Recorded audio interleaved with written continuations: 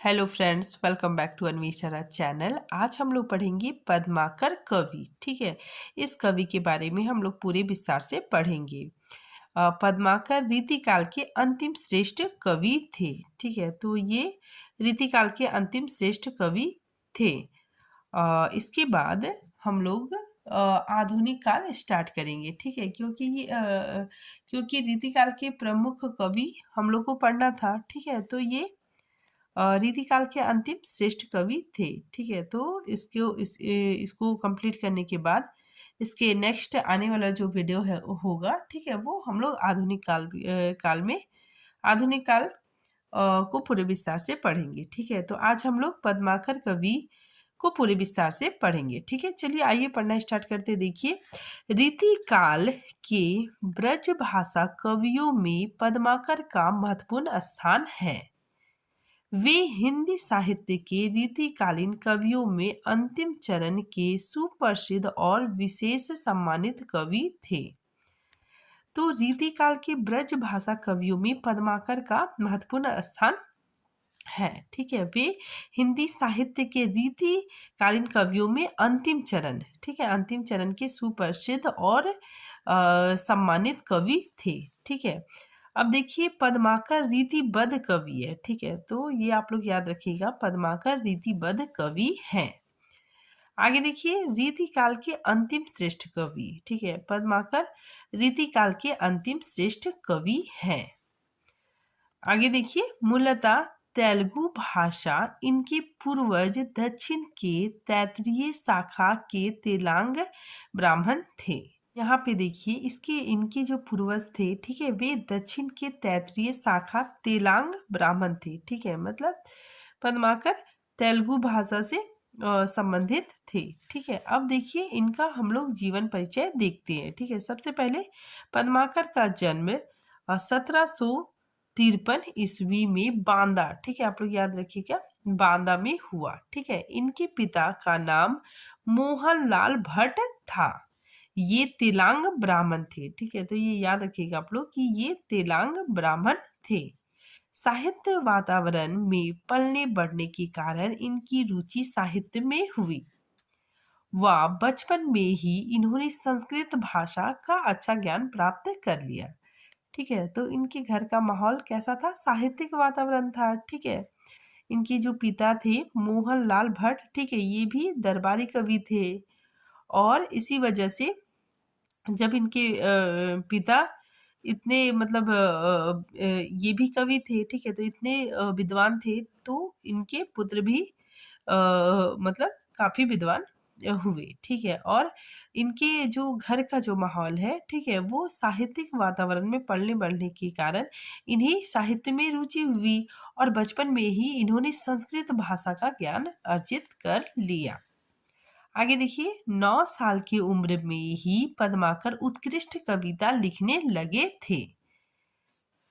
फिर आगे देखिए, जयपुर नरेश महाराज जगत सिंह को पद्माकर ने अपना परिचय कुछ इस तरह दिया। ठीक है, तो जयपुर नरेश महाराज जगत सिंह को अपना परिचय पद्माकर इस तरह देते हैं। देखिए, भट्ट तिलांग ने को बुंदेलखंड वासी कवि सुजात प्रकाशी पद्माकर सुनामा। ठीक है, जोरत कवित छंद छप्पे। ठीक है, मतलब ये क्या करते हैं, कवित छंद और छप्पे जोड़ते हैं। ठीक है, अनेक भांति से, और इन्हें संस्कृत प्राकृत की भाषा का भी ज्ञान है। ठीक है, तो संस्कृत प्राकृत पढ़ी जू गुण ग्राम हो। ठीक है, तो इस दोहे से पद्माकर ने जगत सिंह महाराज जगत सिंह को अपना परिचय दिया था। ठीक है, फिर आगे देखिए, कई दरबारों से संबंध। ठीक है, तो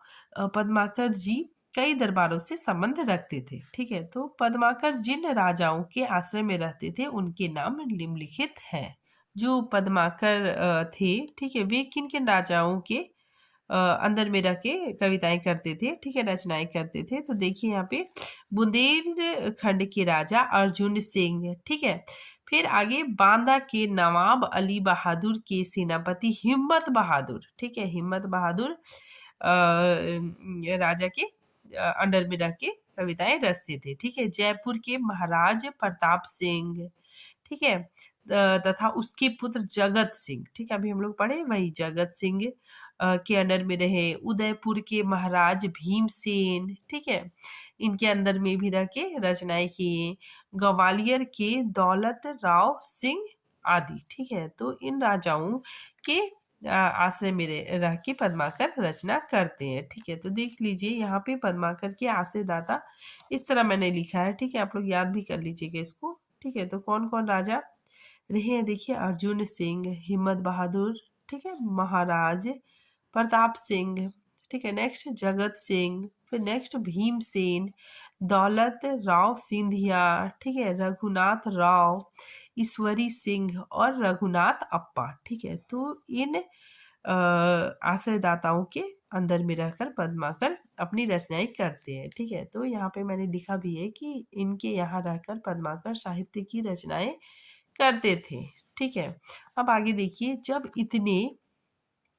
जब इतने दरबार से इनका संबंध रहा, ठीक है, मतलब पद्माकर इतने सारे राजा के अंदर में रहकर, मतलब इतने राजा के आश्रय में रहकर कविताएं रचते थे, तो जाहिर है कि इनके पास धन दौलत काफी होगा। ठीक है, तो देखिए, जब इतने दरबार से इनका संबंध रहा है तो इन्हें बड़े बड़े जागीर, ठीक है, इन्हें क्या मिलता था, बहुत बड़े बड़े जागीर धन दौलत प्राप्त हुआ। ठीक है, और जब धन दौलत रहेगा तो विलासिता रहेगी। ठीक है, क्योंकि हम लोग जानते हैं कि जब इंसान के पास धन दौलत आता है तो वो विलासिता की ओर अग्रसर होता है। ठीक है, तो उसी तरह पद्माकर के पास धन दौलत काफी था। ठीक है, तो जब धन रहेगा तो विलासिता रहेगी। ठीक है, और सामंतवादी दृष्टिकोण होगा। तो पद्माकर का जो दृष्टिकोण है वो सामंतवादी दृष्टिकोण था।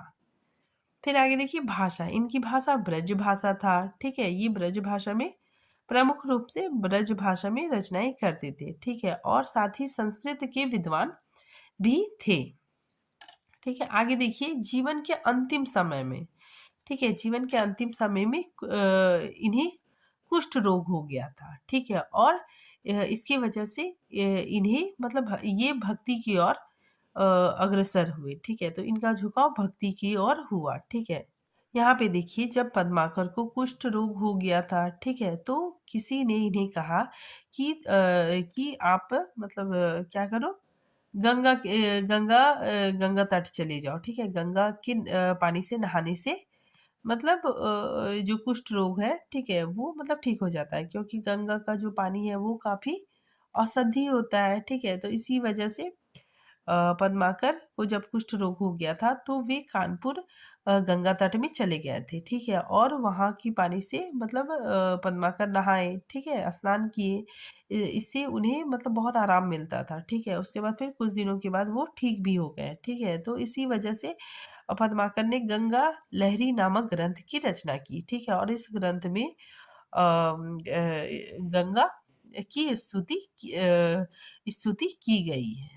आगे देखिए, जीवन के अंतिम समय में, ठीक है, जीवन के अंतिम समय में पद्माकर को कुष्ठ रोग हो गया था। ठीक है, जिससे वह गंगा जल के औषधि मूलक प्रयोग के बाद अंततः ठीक हो गए। ठीक है, तो उन्हें किसी ने बताया कि गंगा जल से स्नान करने से मतलब गंगा जल का जो पानी है वो औषधि मूलक होता है। ठीक है, इससे मतलब ठीक हो जाता है। ठीक है, तो वो गए वहां पे। ठीक है, वहां पे उन्होंने स्नान किया। ठीक है, तो फिर कुछ दिनों के बाद वो ठीक भी हो गए। ठीक है, उसके बाद फिर इन्होंने गंगा लहरी नामक ग्रंथ लिखा। फिर आगे देखिए, जगन्नाथ पंडित राज, ठीक है, जगन्नाथ पंडित राज ये कौन है, ये संस्कृत के आचार्य थे। ठीक है, तो संस्कृत के आचार्य की तरह गंगा की स्तुति में गंगा लहरी नामक ग्रंथ लिखा। ठीक है, कानपुर में गंगा किनारे उनका 80 वर्ष में, ठीक है, तो इनकी मृत्यु 80 वर्ष में हुई। 80 वर्ष की आयु में सन 1833 ईस्वी में इनका निधन हो गया। ठीक है, तो कानपुर के गंगा किनारे, ठीक है, इनकी मृत्यु हो गई। ठीक है, तो यहाँ पे देखिए कुछ इम्पोर्टेंट है कि जो गंगा लहरी है, ठीक है, ये रचना दो लोगों ने लिखी, ठीक है, पद्माकर ने भी लिखी और संस्कृत आचार्य जगन्नाथ पंडित राज ने भी लिखी, ठीक है। तो इसमें क्या है कि ये रचना मतलब दो कवियों ने लिखी, एक पद्माकर ने लिखी और दूसरा जगन्नाथ पंडित राज ने लिखी, ठीक है। तो इसमें देखिए इसमें क्या है कि दोनों ही रचनाओं का नाम गंगा लहरी है, ठीक है। तो दोनों ही रचनाओं का नाम गंगा लहरी है, ठीक है। दोनों ही रचनाओं का हेतु रोग निवारण है, ठीक है। तो दोनों ही रचनाओं का जो कारण है, ठीक है, वो रोग निवारण है, ठीक है। दोनों ही रचनाओं का मुख्य विषय गंगा नदी की उपासना करना है, ठीक है, गंगा नदी की उस स्तुति करना है, परंतु भाषा अलग है, ठीक है, लेकिन भाषा अलग है, ठीक है। जगन्नाथ जगन्नाथ पंडित राज ने जो लिखा वो संस्कृत भाषा में लिखा, ठीक है, और पद्माकर ने जो रचना की वो ब्रज भाषा में रचना की है, ठीक है। तो ये आप लोग कंफ्यूज मत कीजिएगा, ठीक है। गंगा लहरी अगर पूछा जाएगा या तो पद्माकर होगा ऑप्शन में या फिर ये जगन्नाथ पंडित राज होगा। हम लोग पद्माकर की प्रमुख रचनाओं को देखेंगे, ठीक है। ये रचनाएं पद्माकर द्वारा रची गई है, ठीक है, और ये काफी इंपॉर्टेंट है, ठीक है। तो देखिए हिम्मत, सबसे पहले नंबर 1 में हिम्मत बहादुर विरुधावली, ठीक है, ये इंपॉर्टेंट है, ठीक है। नेक्स्ट देखिए जगत विनोद, फिर राम रसायन, नेक्स्ट पद्मा भरण, ठीक है। तो ये सब इंपॉर्टेंट है, आप लोग याद रखिएगा, ठीक है। और विरुधावली मतलब क्या होता है, प्रशंसा करना, ठीक है। फिर आगे देखिए गंगा लहरी, ठीक है। नेक्स्ट प्रमोद प्रबोध पचासा, ठीक है। नेक्स्ट जय सिंह विरुदावली, ठीक है। नेक्स्ट अली जहाँ प्रकाश, फिर नेक्स्ट हितो प्रदेश, ठीक है। फिर नेक्स्ट देखिए यमुना लहरी, फिर राजनीति, उसके बाद फिर ईश्वर पचीसी और प्रताप सिंह विरुदावली, ठीक है। तो ये सब काफी इंपॉर्टेंट है, ठीक है। ये सब आप लोग याद रखिएगा, ठीक है, क्योंकि इससे पूछा जाता है इनकी रचनाओं से क्वेश्चन, तो ये आप लोग याद रखिए। देखिए हम लोग पद्माकर की जो रचनाएं हैं, ठीक है, उसमें क्या क्या इंपॉर्टेंट चीज है, ठीक है, उस चीजों को हम लोग देखेंगे, ठीक है। सबसे पहले देखिए पहली रचना इनकी हिम्मत बहादुर विरुदावली, ठीक है। तो हिम्मत बहादुर विरुदावली में क्या है, देखिए अनूप गिरी, ठीक है। अनूप गिरी का दूसरा नाम क्या है, हिम्मत बहादुर, ठीक है, की काव्यात्मक प्रशंसा, ठीक है। तो इसमें क्या है कि हिम्मत बहादुर की प्रशंसा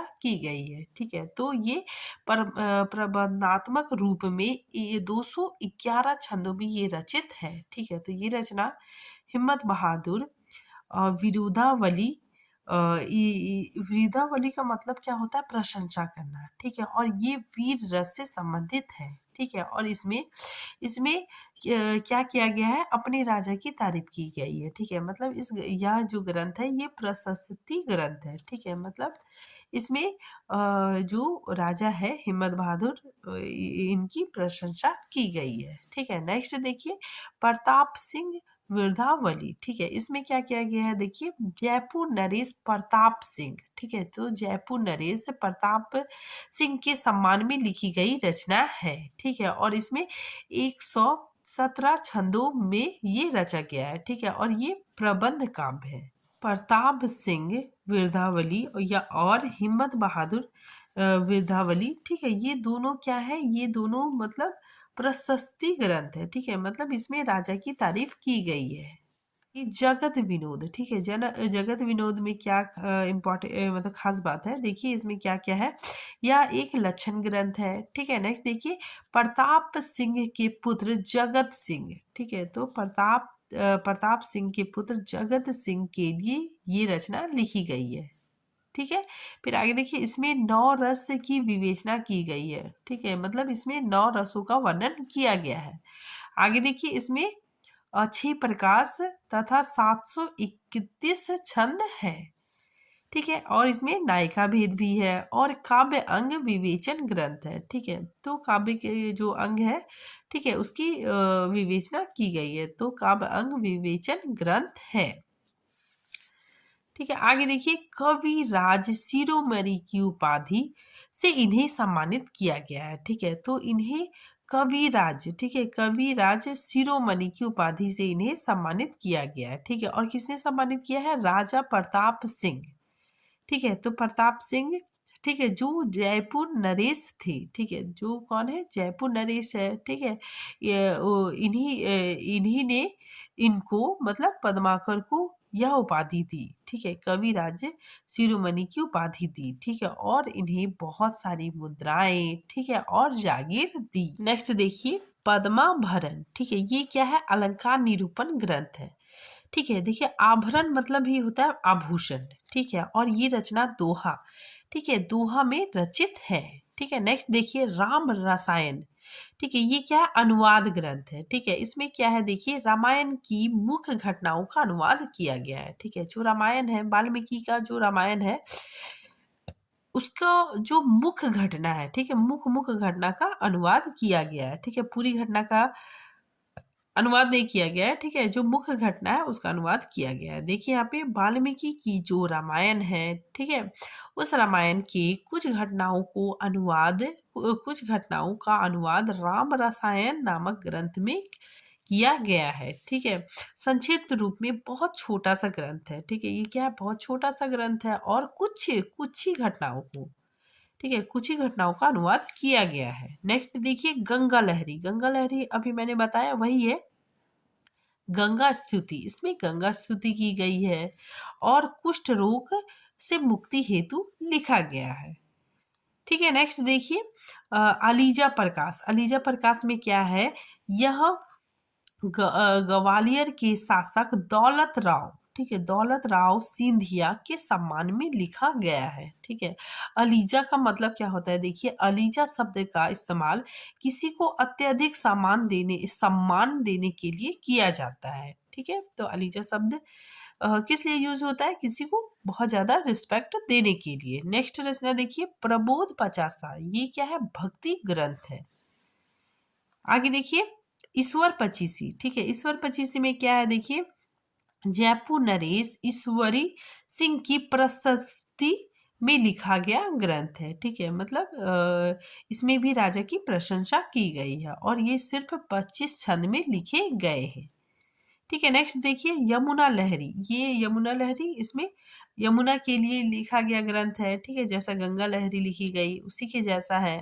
नेक्स्ट देखिए भाग पंचीसिका, ठीक है, ये क्या है, ये भी भक्ति परक ग्रंथ है, ठीक है। नेक्स्ट देखिए राजनीति भी इनकी रचना है, और इसमें क्या बताया गया है, राजा की नीति, ठीक है, राजा की नीति कैसी होनी चाहिए, उदार नीति होनी चाहिए, या और दयावान नीति होने चाहिए, ठीक है। तो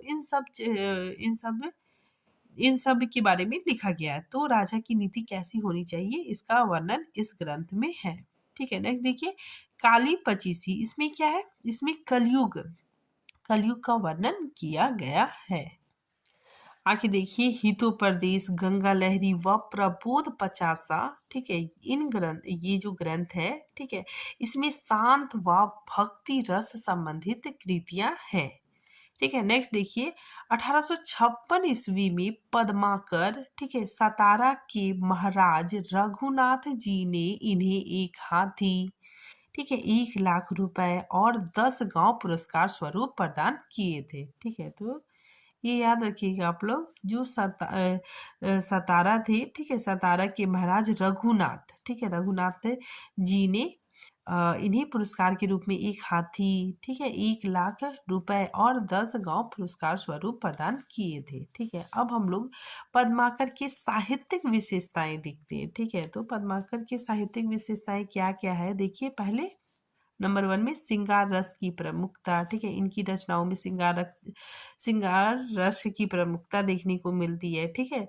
नेक्स्ट है सामंतवादी दृष्टिकोण, ठीक है। नेक्स्ट लोक जीवन का वर्णन, ठीक है। तो इसमें क्या है कि इनकी रचनाओं में जो नायक नायिका होती है, ठीक है, वो सामान्य वर्ग से आते हैं, ठीक है, राजा राजकुमार ना होकर के सामान्य वर्ग के नायक नायिका होते हैं, ठीक है। नेक्स्ट देखिए लक्षणा का प्रयोग, ठीक है, तो हम लोग पढ़े हैं अभिधा, व्यंजना और लक्षणा, ठीक है। तो इनकी रचनाओं में लक्षणा का प्रयोग है, ठीक है। लक्षणा का मतलब क्या होता है कि कोई भी बात को सीधे ना कहकर घुमा फिरा के कहना, ठीक है। जैसे एग्जाम्पल हम लोग देख सकते हैं कि सीता गाय है, ठीक है, तो सीता गाय है तो कोई सोचेगा अरे सीता गाय कैसे, सीता तो लड़की है, ठीक है। तो इसका अगर हम लोग मतलब इसका अर्थ देखेंगे मतलब तो क्या हो जाएगा कि सीता बहुत सीधी है, ठीक है। तो इसीलिए यहाँ पे बताया जा रहा है सीता गाय है, ठीक है। इसका अर्थ मतलब हो गया कि सीता बहुत सीधी है, ठीक है। नेक्स्ट देखिए आश्रयदाता की प्रशंसा। इनकी रचनाओं में आश्रयदाता की प्रशंसा देखने को मिलती है।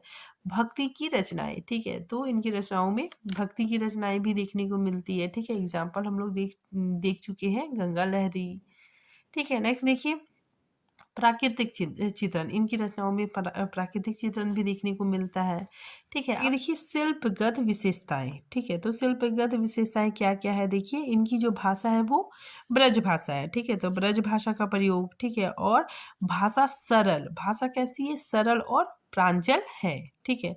फिर नेक्स्ट देखिए प्रबंध और मुक्तक दोनों में रचनाएं रची गई है।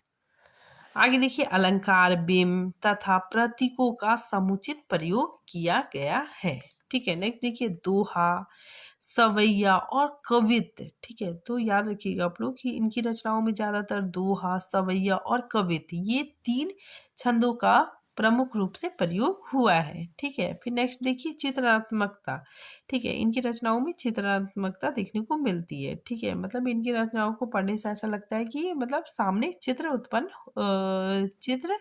प्रस्तुत हो रहा है, ठीक है। नेक्स्ट देखिए इनकी रचनाओं में अनुप्रास का काफी अच्छा मतलब प्रयोग देखने को मिलता है, ठीक है। अनुप्रास अलंकार का काफी अच्छा मतलब प्रयोग देखने को मिलता है, ठीक है। तो इनकी रचनाओं में अनुप्रास, यमक, श्लेष, उपमा, रूपक आदि अलंकारों का प्रयोग हुआ है, ठीक है। नेक्स्ट देखिए लाक्षणिकता, ठीक है। नेक्स्ट देखिए लाक्षणिकता, ठीक है। इसमें क्या है देखिए पद्माकर की भाषा में लाक्षणिकता का प्रयोग बहुत अधिक देखने को मिलता है, ठीक है। तो आज ये टॉपिक यहीं पे खत्म होता है, ठीक है। मिलते हैं नेक्स्ट टॉपिक के साथ। अगर आपका कोई प्रश्न है तो आप कमेंट बॉक्स में पूछ सकते हैं, ठीक है। तो मिलते हैं नेक्स्ट टॉपिक के साथ, तब तक के लिए थैंक यू।